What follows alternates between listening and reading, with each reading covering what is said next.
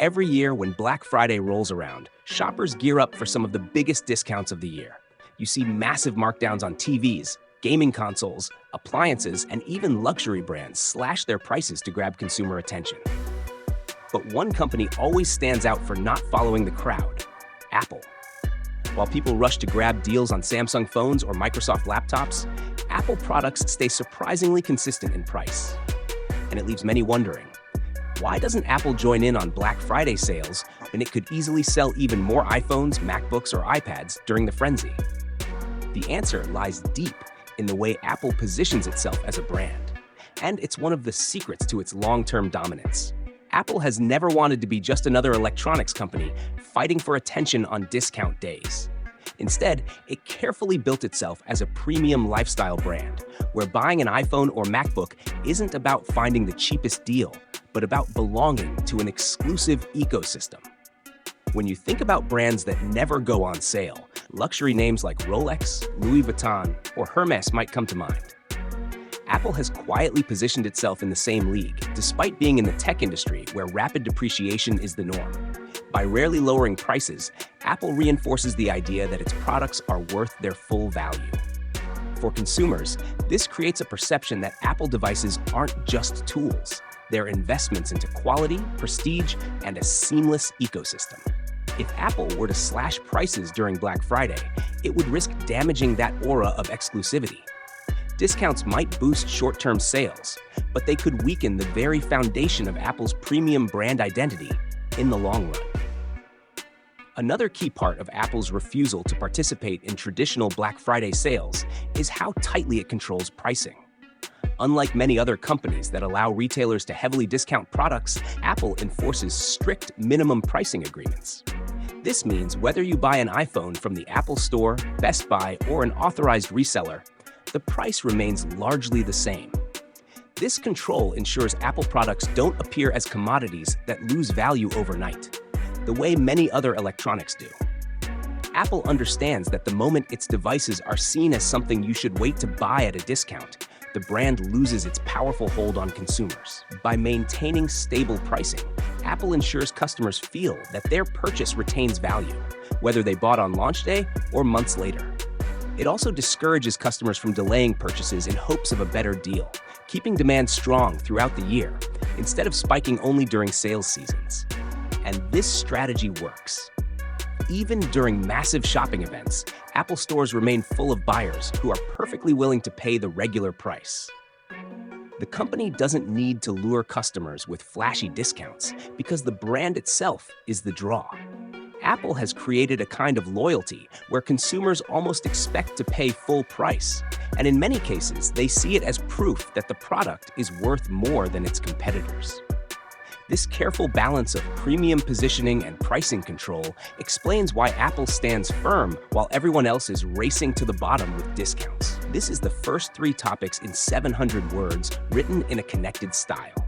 While most companies throw eye-catching discounts at customers during Black Friday, Apple takes a very different approach. Instead of reducing the price of its products, Apple often uses what can be called the gift card strategy. Rather than knocking $100 off the price of a MacBook or an iPad, Apple offers a gift card of equivalent value when you make a purchase during the Black Friday weekend.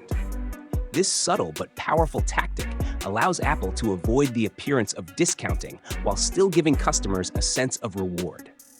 From the company's perspective, it's genius. Customers feel like they're receiving something extra, but Apple keeps the product's official price intact. And what's more, those gift cards can only be used at Apple stores or on Apple's digital services, which means the money flows right back into Apple's ecosystem. It's a closed loop that both delights customers and keeps them locked into Apple's world of apps, accessories, and services. So instead of cheapening its products with direct discounts, Apple adds value in a way that reinforces brand loyalty and continues generating revenue. This ties directly into the relationship Apple maintains with its retail partners. Walk into stores like Best Buy, Walmart, or check Amazon during Black Friday, and you'll see discounts on Apple products. But here's the catch. Those price cuts almost never come directly from Apple itself. They're driven by the retailers, who often take a hit on profit margins or bundle Apple products with other deals to lure shoppers into their stores. Apple allows this to happen to a certain extent, but it carefully monitors and enforces limits so that its brand doesn't get diluted. Apple's own official channels, the Apple Store, Apple's website, rarely, if ever, lower prices directly. By keeping its hands clean and letting third-party retailers carry the burden of discounts, Apple manages to maintain its premium pricing strategy while still letting some customers feel like they're getting a bargain elsewhere. It's a clever balancing act. Apple benefits from the surge in sales driven by retailers without tarnishing its own brand reputation by slashing prices directly. But perhaps the most important reason behind Apple's avoidance of Black Friday discounts is the way it maintains customer perception. Apple has spent decades cultivating a sense of timelessness and value around its products. An iPhone or a MacBook isn't marketed as something disposable that you replace quickly. It's presented as a carefully crafted device worth every penny. If Apple were to suddenly slash prices by 20% or 30% during a big sales event, it would send a dangerous message that the product wasn't truly worth the full price in the first place. Customers would quickly learn to wait for discounts instead of buying at launch, and the prestige of owning a new Apple device would fade. Apple knows perception is everything. By avoiding big discounts, the company ensures that its products retain an aura of exclusivity and desirability. Owning an Apple product feels different because the price doesn't fluctuate wildly. This strategy even protects the resale market. Second-hand iPhones and Macs fetch higher prices compared to competitors because buyers know Apple never undercuts its own value. In the end, Apple's refusal to participate in Black Friday sales isn't just about protecting profits, it's about protecting the brand's identity. Every decision, from gift cards to controlling retail partners to preserving customer perception, reinforces the same idea. Apple products don't go on sale because they don't need to. And that consistency is what keeps customers coming back year after year, ready to pay full price without hesitation. That covers topics 4, 5, and 6 in another 700 words, flowing naturally. One of the biggest reasons Apple doesn't need to play the Black Friday game is simple. Demand is already sky high. Unlike many tech companies that struggle to clear inventory, Apple often faces the opposite problem. Its products sell out as soon as they're released. Each year, when the newest iPhone launches, pre-orders crash websites, and delivery times stretch for weeks. By the time Black Friday rolls around, Apple doesn't have a stockpile of unsold products that it needs to move at a discount. In fact, the scarcity of supply actually works in Apple's favor. Customers feel a sense of urgency, almost like buying an iPhone is securing a limited edition item. When a company has this level of demand, offering discounts isn't just unnecessary, it could even create chaos.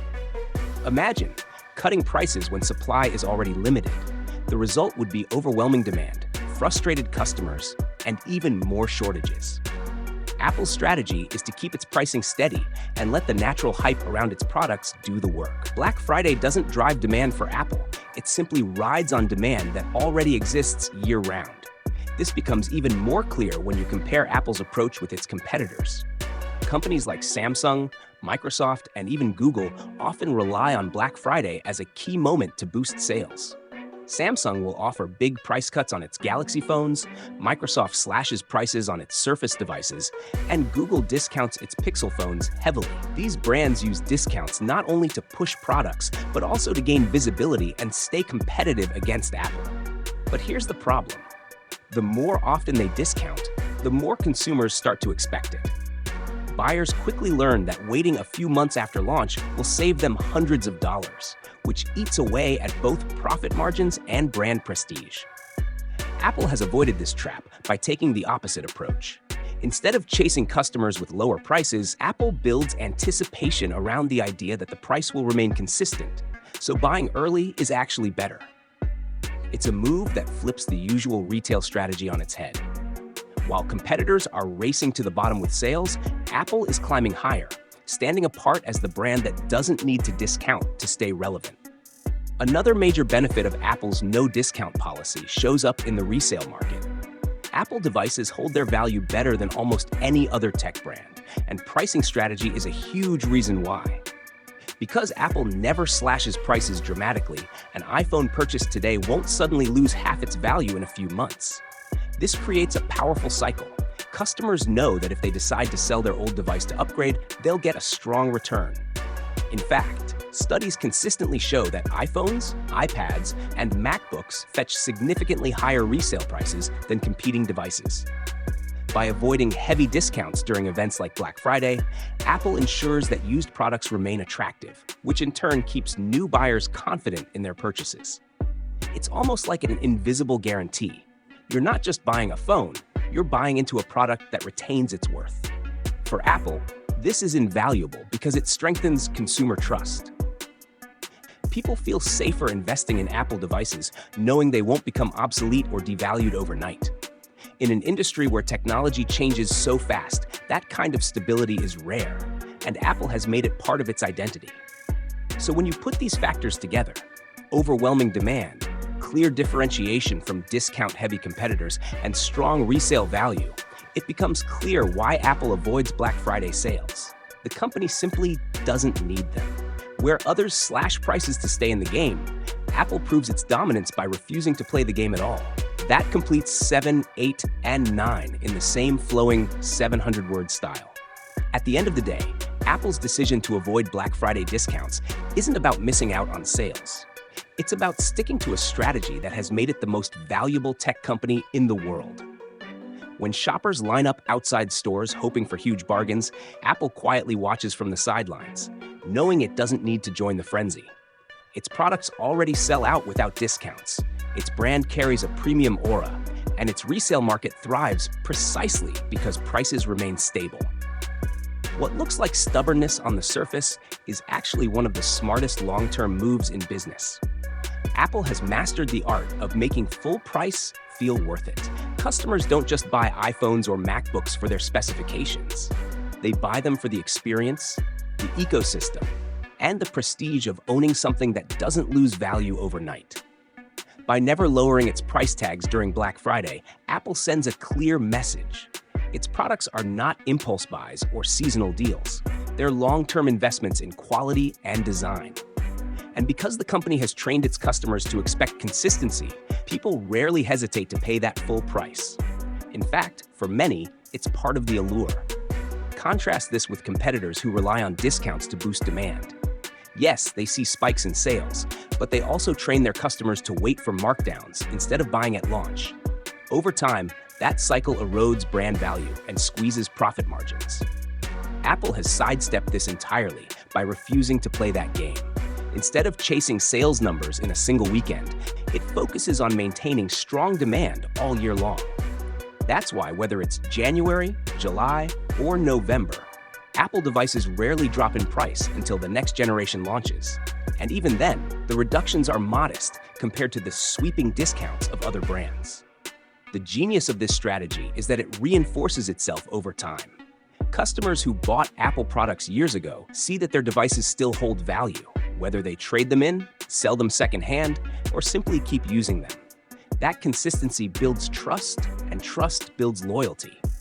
So when the next iPhone or MacBook comes out, those same customers don't think twice about paying full price again. It's a cycle that keeps Apple's ecosystem strong and its brand prestige untouchable. So why doesn't Apple do Black Friday sales? Because it doesn't have to. Discounts might create short-term hype, but Apple doesn't trade in hype. It trades in loyalty, prestige, and long-term value. While the rest of the tech world races to slash prices, Apple stays firm, knowing that its customers will come regardless. And year after year, the results prove them right.